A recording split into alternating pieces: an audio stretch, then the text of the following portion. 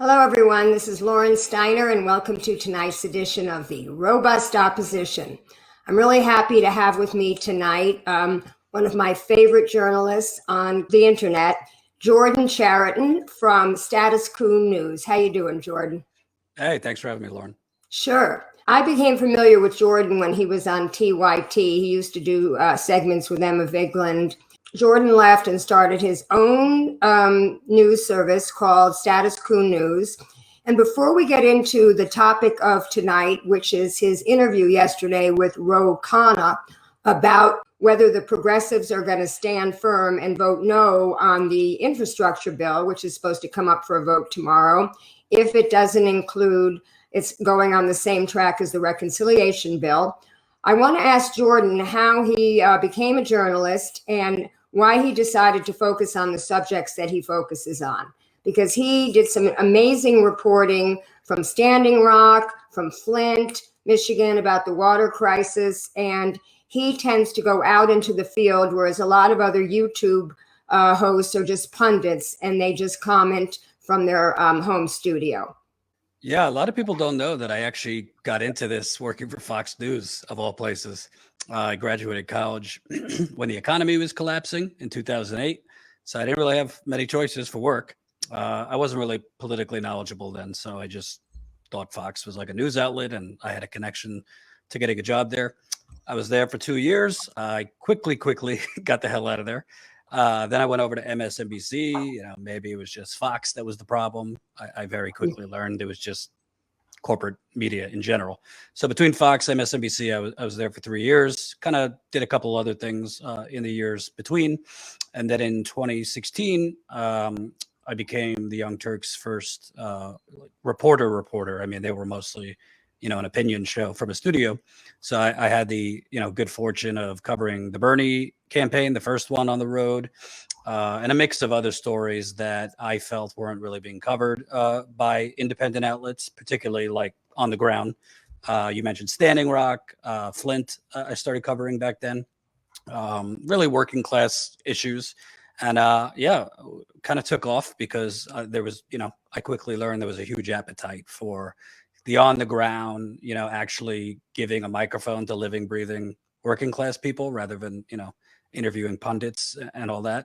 I was in Standing Rock for 6 months. I've been to Flint nearly 20 times. We've been continuing to investigate the cover up of the water crisis, which, unfortunately, the media, corporate and independent, have long kind of moved on from this subject, but the water's still not safe there. And we launched Status Coup, my partner Jen and I, in 2018, really to do what I did at TYT, but kind of double and triple down on that. So we've been going out, covering pipeline battles, covering water contamination, covering Amazon union busting on the ground, we just did a reporting tour for a couple of weeks doing the mass evictions that had already been going on. People didn't realize throughout the pandemic, despite the moratorium. I've covered Breonna Taylor's murder and that cover up. So, we primarily report, on the ground, which is not easy if you're not, taking corporate money, which we don't. But, we've been able, fortunately, over the years through, paid membership and GoFundMe type things to really get out there and cover a lot of stories. Few others are. Great. Well, at the end of the show, I'll give you an opportunity to tell people where to go to watch you and to sign up and support you. But now I want to get into the subject of tonight, which is your interview with Ro Khanna. And it's really coincidental because on Thursday, I texted Ro and I basically asked him to please hold the line and stand firm. I basically said to him that I've been defending him and other progressives from the purity left, which we'll talk about later, who are calling them fraud squad and sellouts and everything. But if they don't hold firm on this, I basically said to him that I'm going to be done with national politics forever. And I'm just going to focus on state and local issues. He wrote back to me, "What's the number?" And I thought that was really interesting because that's sort of what he asked you in the middle of your interview.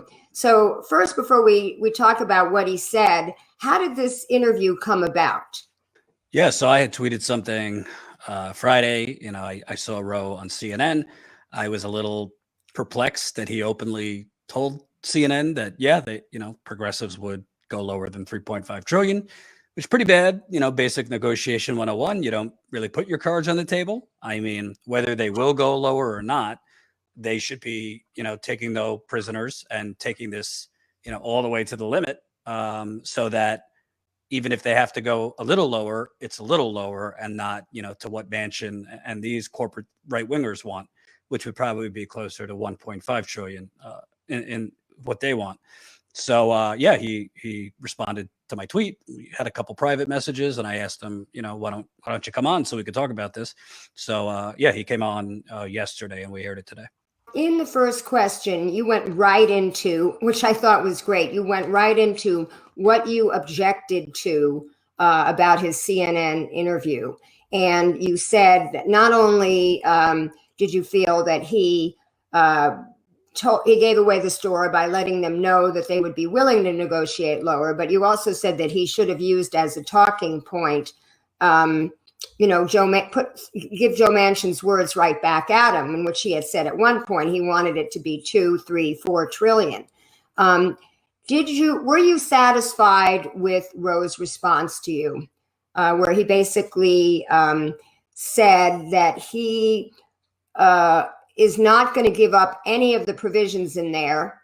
And I should probably tell people, you actually had another question to him, which is what the infrastructure bill was about. So, or I should say the reconciliation bill. And just so people know, the infrastructure bill, which is $550 billion, was supposed to have some of this social spending in there. They were calling it social infrastructure. But Manchin and the rest of the corporatists stripped it all out. And it became pretty much a bill that's a giveaway to private industry. It just has, physical infrastructure. So what Bernie did in the reconciliation bill, which is very smart, you don't need 60 votes, so you can't filibuster it. All you need is a majority. He put in all this, what they're calling social infrastructure. So it's universal preschool, Medicare expansion, 2 years of community college, paid medical and family leave, making the child care credit, which has already lifted like 45% of people out of poverty, because every child gets $3,000 a month. And these expansive climate provisions, which I would argue are not as expansive, being a climate activist that I am. So he said to you that it wasn't so much the number that was important, it was the provisions itself. So say the big number goes down, you're not funding it for 10 years, you're funding it for 7 years or 5 years. What do you think about that? Well, it remains to be seen. I think really the main number that Manchin and, what I call the political terrorists want is not how much it's spread across, whether it's 7 years or 10 years, is the overall number. I mean, they don't want it anywhere near 3.5 trillion, not because honestly of the number, but because of all of the policies that are in it that their donors don't want, specifically Manchin, when it comes to the climate policies. So, I thought Ro's answer, kind of like from an academic point of view, was correct. Like technically, even if the number's lower, would you say no if the bulk of it is still in there? But we both know if the number is drastically lower, the bulk of it that we need is not going to be in there, specifically on the climate. Because honestly, I mean, as you know, as a climate activist, to the proportion of the crisis, the 3.5 trillion is not enough. We know this. So I thought his answer to me really illuminated what I think the progressives in Congress mindset is, which is, well, we got to take what we could get because we don't have the White House, we don't have majorities, and we'll be blamed. I think a lot of this is about, we'll be blamed. And I have said to him and others, you're going to be blamed regardless. I mean, you're not dealing with good faith operators. So I think you can't have one toe in the we'll hold the line and not vote on the bipartisan deal tomorrow. But on the other end, yeah, well, isn't it better than nothing? I mean, if you actually want success strategically, you kind of have to go all one strategy or all or another.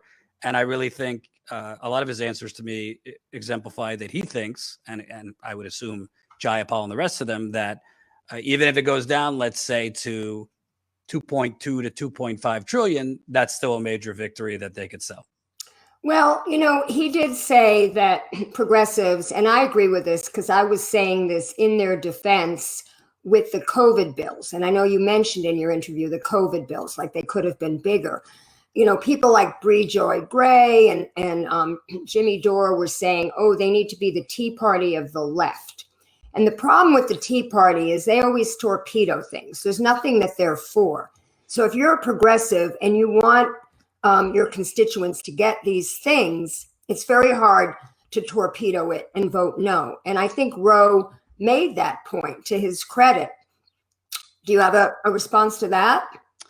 Yeah, but the problem with that also is, at the end of the day, for example, with the COVID relief bill, I said to Ro, yeah, I didn't really think that was the time for progressives to take a stand because it was an absolute urgent crisis. March, April 2020, you got millions of people losing their job. Thousands of people are dying a day. That's not the time, I know Jimmy and others argue this for Bernie to block it and delay it. I mean, you can't use working class people as collateral to take a stand at that moment. For this in particular, I don't want to say these things aren't urgent. I mean, a lot of them are, particularly the climate. But to me, at a certain point, and what I was trying to say to him is you have to break this cycle because the corporate Democrats are never actually going to take you seriously, or even if you had bigger numbers, realize they have to actually work towards you, not Manchin and Sinema, but work closer to you. If time after time after time, you'll huff and you'll puff, but ultimately,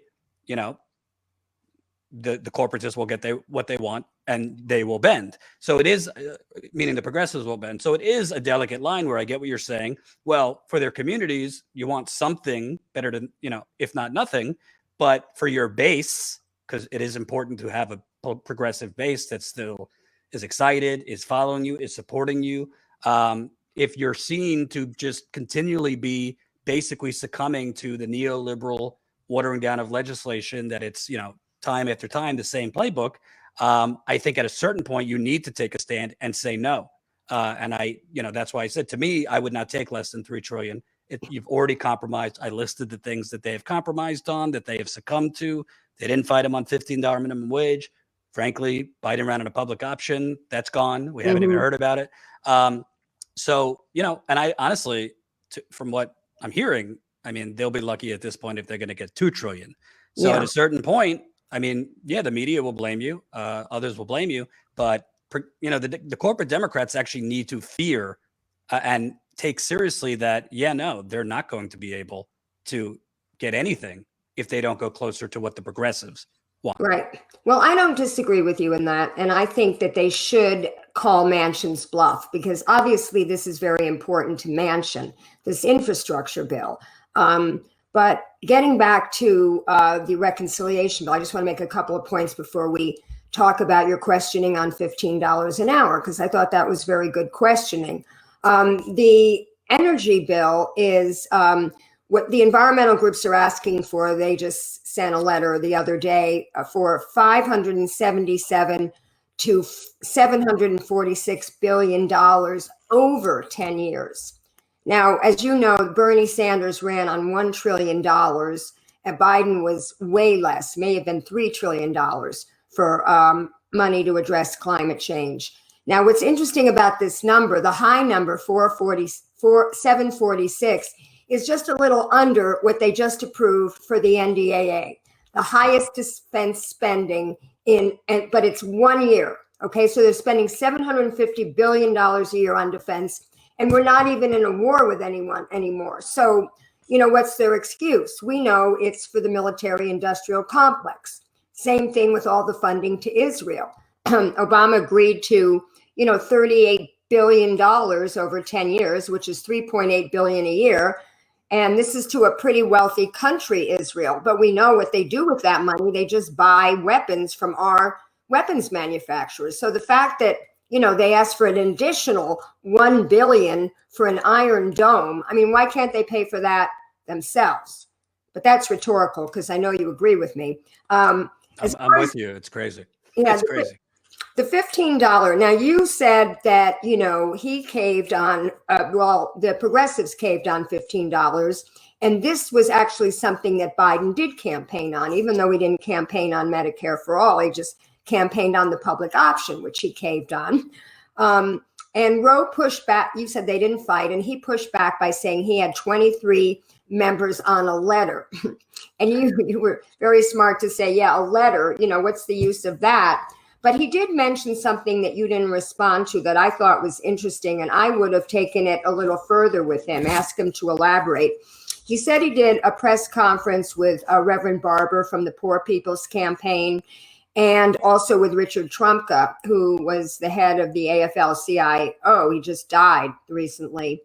Now, it seems to me that one press conference really isn't enough. They need to do more. And I don't see them really doing more with organizations. Like you said, there's a lot more organizations that have come out in the past few years. I can just list the Working Families Party, People's Action, Center for Popular Democracy, Our Revolution, Progressive Democrats of America, Move On, Indivisible. There's a whole bunch of organizations, including Bernie's own mailing list, which could be used to mobilize.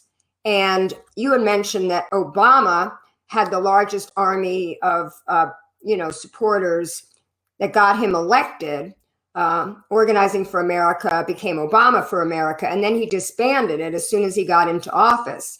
Bernie didn't really disband his organization, but he sends these really long emails in which he's constantly repeating what we, his supporters, already know. And asking you to sign a petition.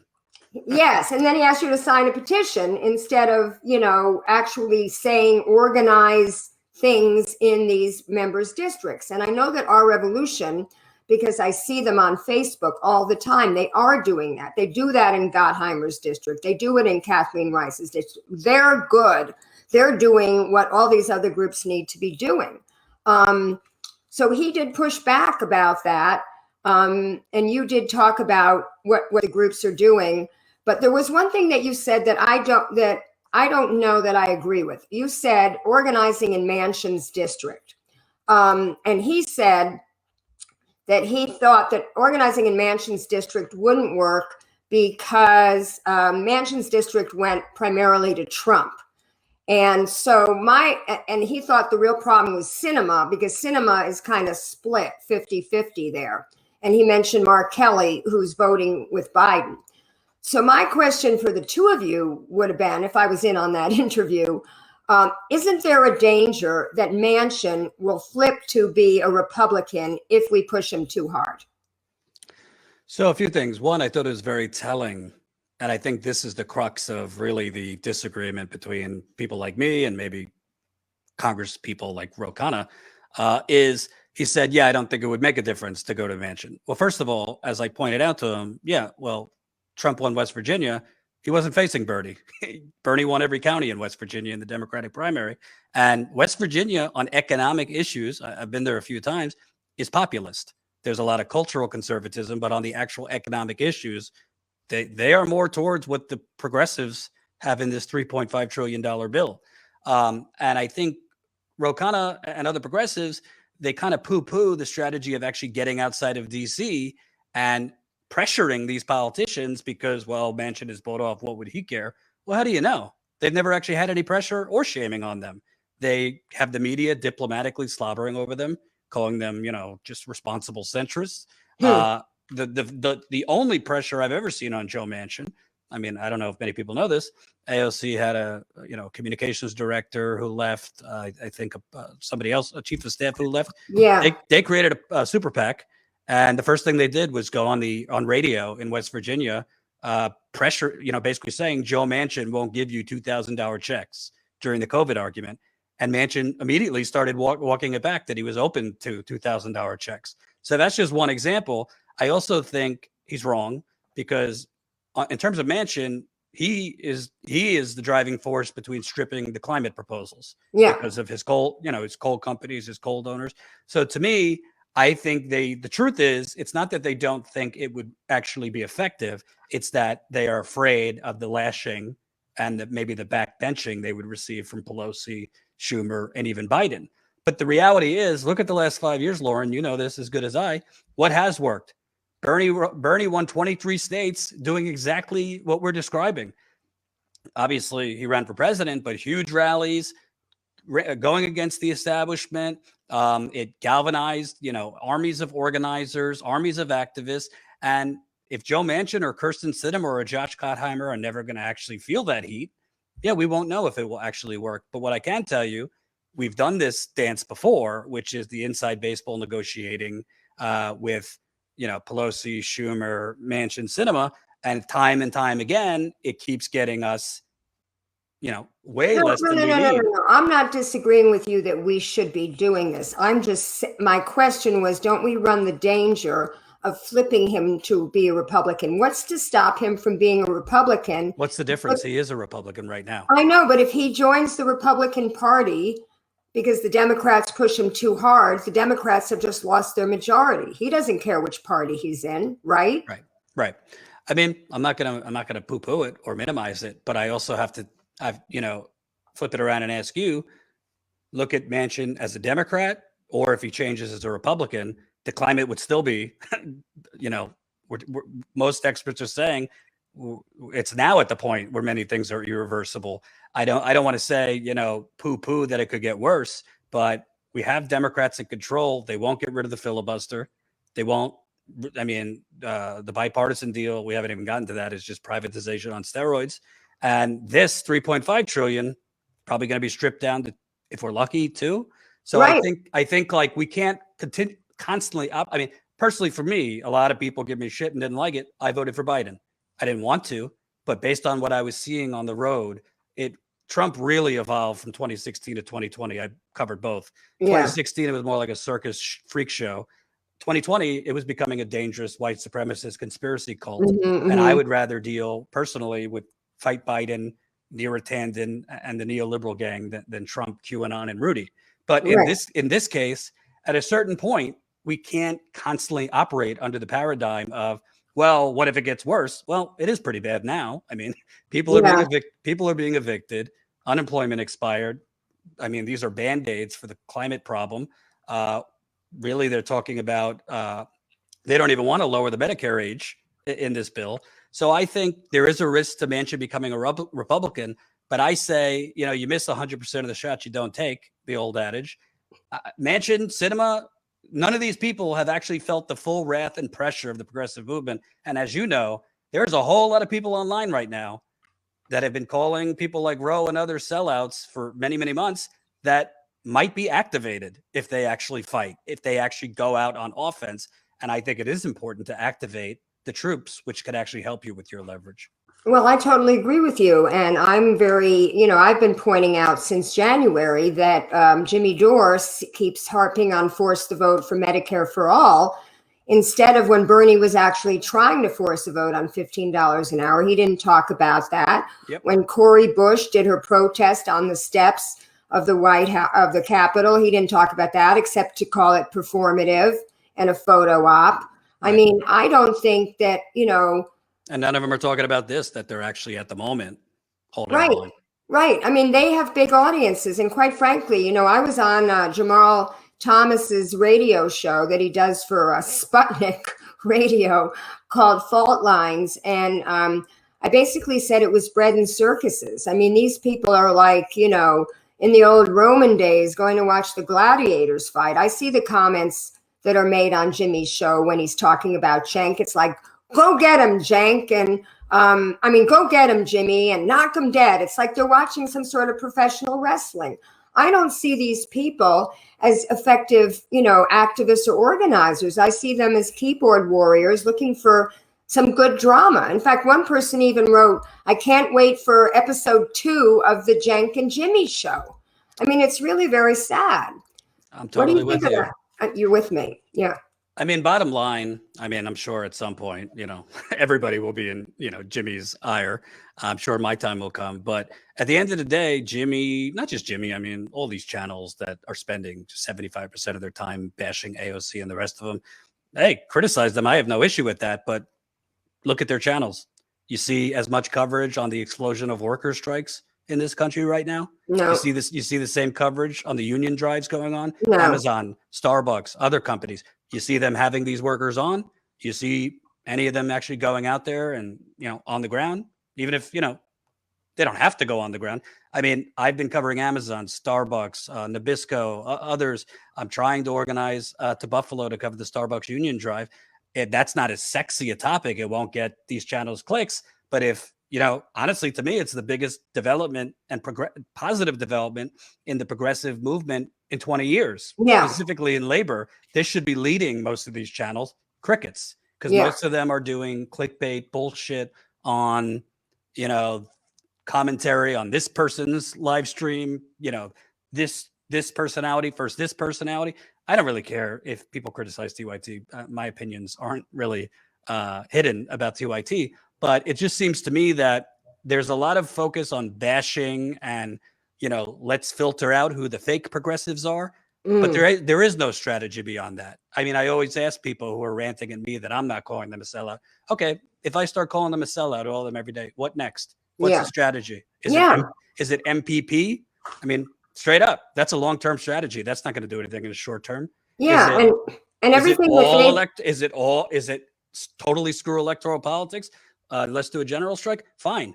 Well, are any of you organizing economic protests in your community? You're not going to just have a general strike tomorrow. So I see a lot of bashing and essentially rage engineering because there is a huge vacuum. There's a lot of angry, hopeless, frustrated progressives out there, good-hearted people who right now feel let down, feel directionless, leaderless. So when they're hearing people screaming, they gravitate towards that. I just wish these channels would start focusing on the actual energy and the actual active things going on, like these worker strikes and union drives. What do you think of this question? I didn't hear about this. Do you know anything about it? I've seen them. So it seems that I don't really know if it's like a media organization or just like like an activist kind of group, but they have got great footage from around the country on the ground at line 3, specifically kind of focused on a lot of these strikes, this and that. I mean, I don't mean it in a nefarious way. I just don't know. Like, I don't have the funding they have, clearly, because they're much further out than I am. So I don't really know who's funding it, but they do really good stuff. And yeah, I mean, I'd be open to collaboration. They seem to, probably because it's Fez. So obviously there's Bernie's people in Bernie's world are involved with it, clearly. So there's got to be some money involved. But they have been covering a lot of great things for sure. Well, he did give a very good answer to you when you said, isn't there, like, if the progressives don't stand firm, you said, isn't there a risk of deflating the progressive base for the next election? And he said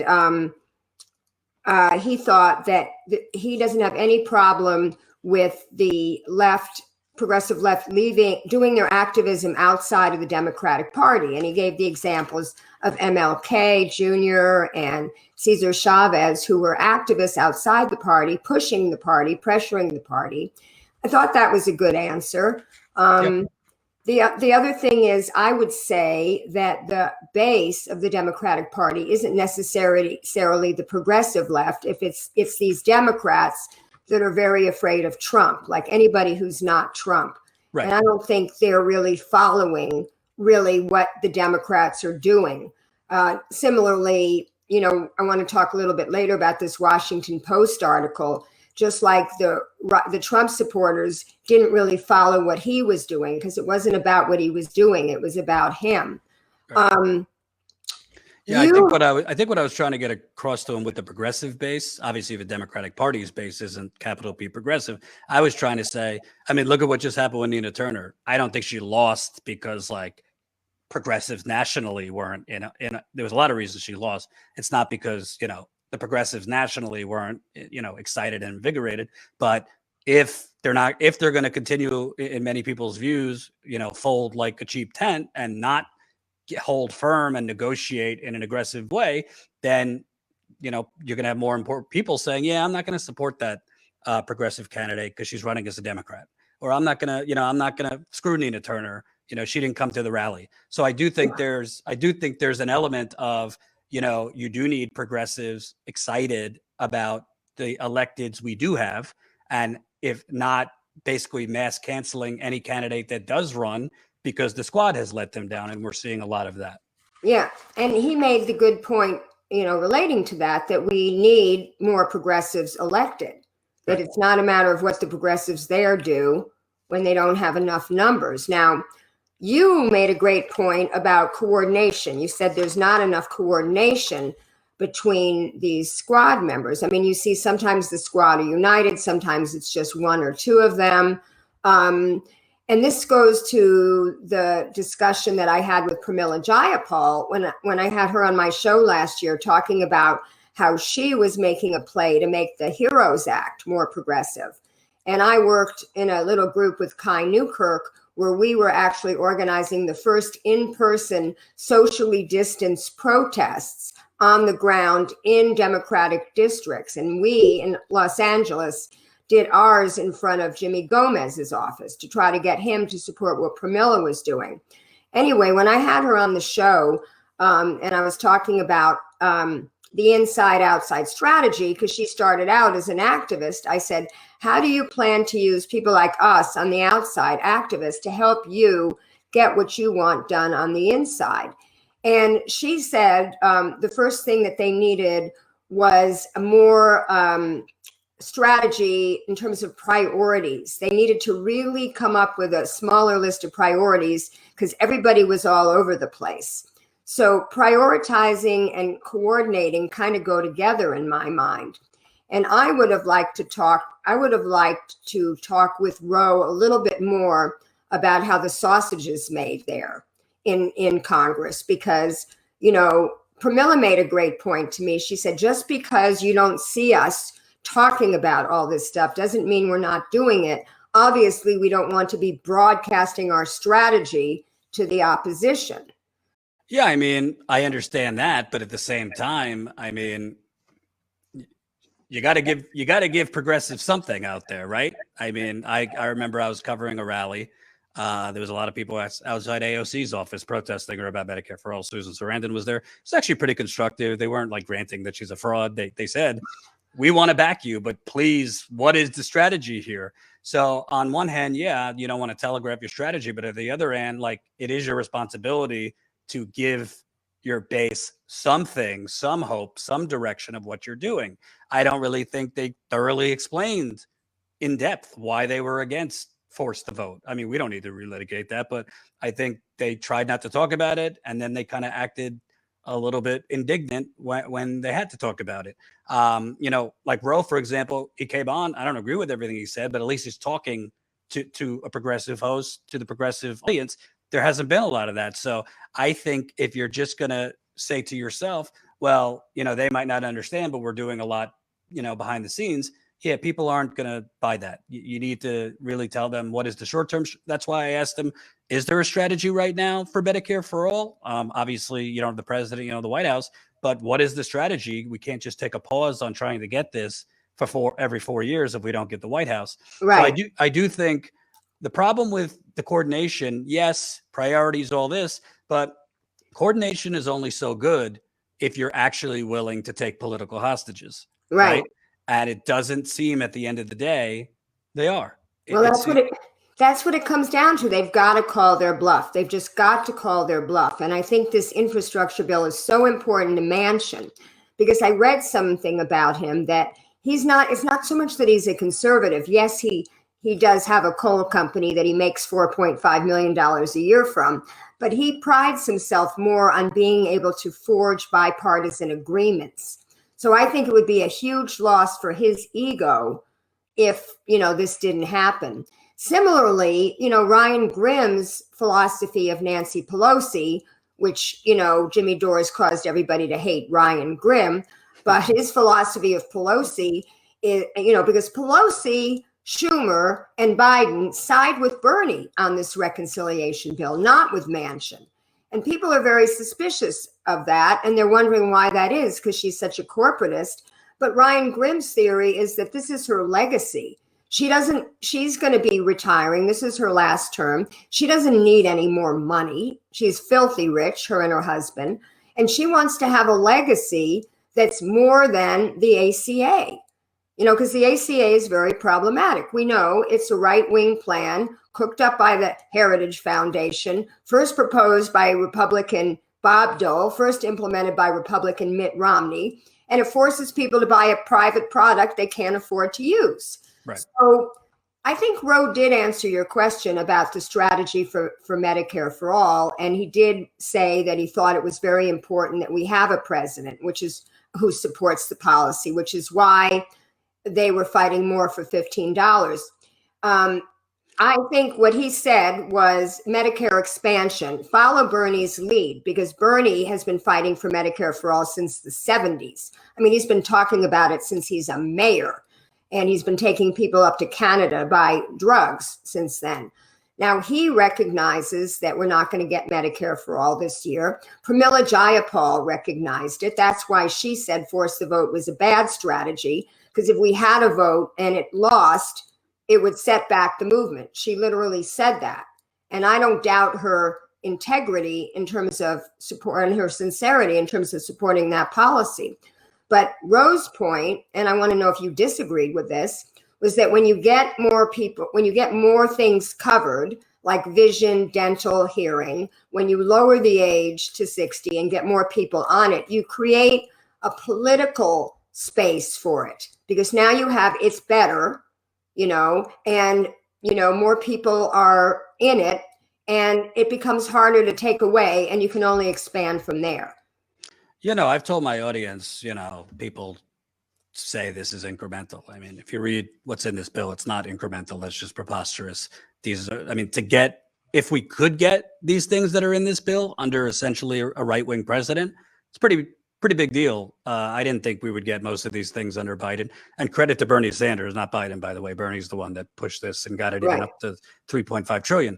But, to me, I look at, Ro pointing out, we would get expanded Medicare. I actually think that's a good thing, only because in the fight for Medicare for all, then we wouldn't have to then fight to add dental, vision, and hearing. That would just be a part of it anyway, so that when you're pushing for Medicare for all, that's already in it. And that's just part of the, whatever you want to call it, package, entitlement, et cetera. So I think it's a good thing that's in the bill. I agree with him on accentuating that. I think where I'm kind of, or we're kind of losing each other, I'm not naive. I will be criticized for this, but it's not going to be 3.5 trillion. It's just not, because you're dealing with Republicans in the Democratic Party. Yeah. But I just think their approach, and I see this with our revolution now, whatever they're doing now, which is like pragmatic progressives, their approach is to kind of try and work the system inside, work on, some of the more corporate neoliberal Democrats, get them over to your side. I mean, that's a strategy. If it's, that could take decades, right? Yeah. I think at a certain point, if the policies are popular and you have a huge army behind you, don't believe the media. I mean, the country on the policies are closer to us. But right. If you are not going to actually go scorched earth, I'm talking about the rallies. I also don't see the progressives calling for President Biden to get involved more. Right. We were fed by MSNBC and the rest. This is the pragmatic choice. This is who could get things done in Washington. I mean, he's been in fetal position on most of this.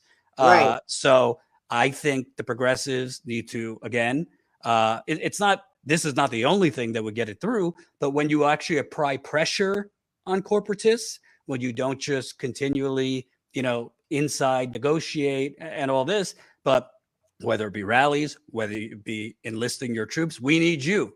We need you to show up at their offices. Right. We need you to call their campaigns. Frankly, I see David Sirota is basically the only one pointing out these people's donors. I don't know why Ro Khanna, Pramila Jayapal, when they're interviewed on CNN, it's like this huge elephant in the room. Shame them. They deserve to be shamed. Why is Senator, I said to Ro, why is the first thing out of your mouth that this man in January called for $4 trillion? Right. What changed from January to now? Look at his donors. They don't want to do that. And I think it's a huge missed opportunity.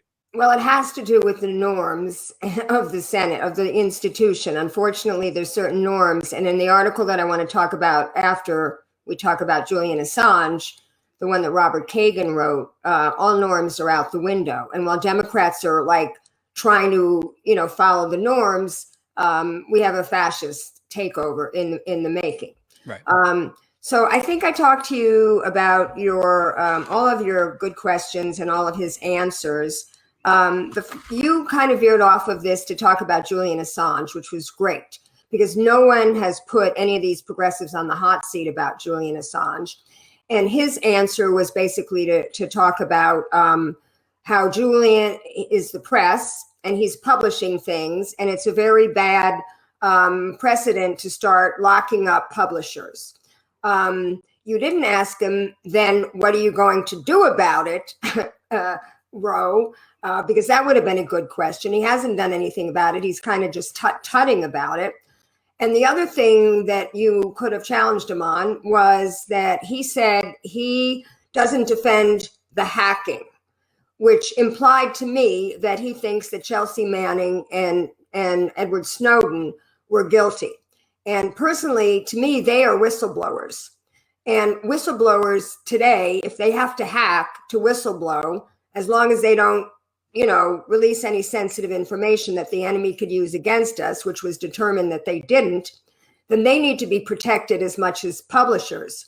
Right. And you probably know the statistic that Obama prosecuted more whistleblowers and journalists under the Espionage Act than all 100 presidents, than all the presidents combined in the nearly 100 years since it was enacted. It was enacted, I guess, in 1917. And so it's been more than 100 years. And so this is what I don't understand is, and I don't know, what was your takeaway from that conversation about Julian Assange with him? Of the whole interview, I thought this was the most cringe, if I'm going to be honest. When he said it's overbroad, I thought that was like an academic answer. It's more of an overbroad. It's dangerous. It's just dangerous. If you read the indictment, it's not worth the paper it's written on. It's completely vague. They don't provide any evidence that Julian Assange actually helped Chelsea Manning hack anything. As I pointed out to Ro Khanna, Chelsea and Manning already had access to all this. And when he kind of conflated like, I think it's crossing the line when you're urging people to hack things, this and that. I pointed out, what do you think? The Washington Post wasn't urging Daniel Ellsberg to steal the documents? Oh, yeah. What's the difference in stealing and hacking? You're unauthorized taking things. So Washington Post certainly was encouraging him to get it. With sources of mine, I've encouraged them to do things. That's just journalism. You don't think the New York Times encouraged whoever gave them Trump's taxes to give it to them? So what he said about, that Assange was trying to get Chelsea Manning to hack, even if that were the case, that is you're allowed to do that as a publisher. Yeah. If he is working with her to hack it, that is different. Where I agree with you, frankly, I think Chelsea Manning and others should be protected too. But under the laws now, I could see them going after Assange if they could actually prove that he was actively hacking along with her. But I also didn't like when he said, I don't agree with people on Julian Assange's morality. I don't really get what you're talking about. If you're talking about Russia and these things, that's a whole hour-long debate. I think that's a bunch of bullshit. There was no evidence provided that Julian Assange's source was Russia. There's a lot of flimsy reporting that's been out there about Julian Assange's ties to Russia. But on morality, I think it's a pretty moral thing to release, to tell the world about massive, hideous war crimes. That's basically why the CIA, it just came out in Yahoo this morning, confirmed that the CIA was trying to kidnap and assassinate him. That's why, because he exposed the ugly empire, the war crimes in Iraq, Afghanistan. So I don't know what he was talking about I'm not with you on the morality. But my point to him was, this isn't some minor thing that if we could get it on the priority list, we can. This is about journalism, freedom of the press, but more importantly, it's about, do we live in an oligarchy and an empire, or do we live in a democracy? Because in oligarchies and empires or places with dictators, they squash dissidents, they squash opponents, and anybody. Look at Putin and these other people, what they've done to anyone that reports truth or anything.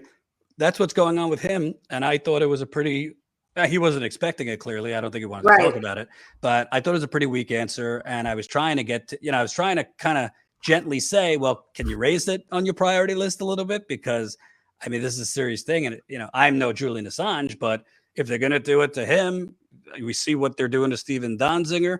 Why wouldn't they do it to me or Abby Martin or, other independent journalists? Right. And, this is one thing that I agreed with Jimmy about, and Glenn Greenwald and Matt Taibbi, was when they deplatformed Alex Jones. I said that's wrong, because it's easy for the liberals to cheer on that. But then after, you open up a slippery slope. Once they go for the right wingers, then they're going to go for the left wingers. And sure enough, they did just that, because as you know, Facebook had the Atlantic Council, a neoconservative think tank, monitoring what was fake news or not. And they took 700 Facebook pages down, including VenezuelaAnalysis.com, which was an independent source. It wasn't affiliated with the government. It wasn't affiliated with the opposition. It was an independent source. And like a lot of these people got their pages back, but this is very dangerous now. And this is what Matt Taibbi refers to as the illiberal left.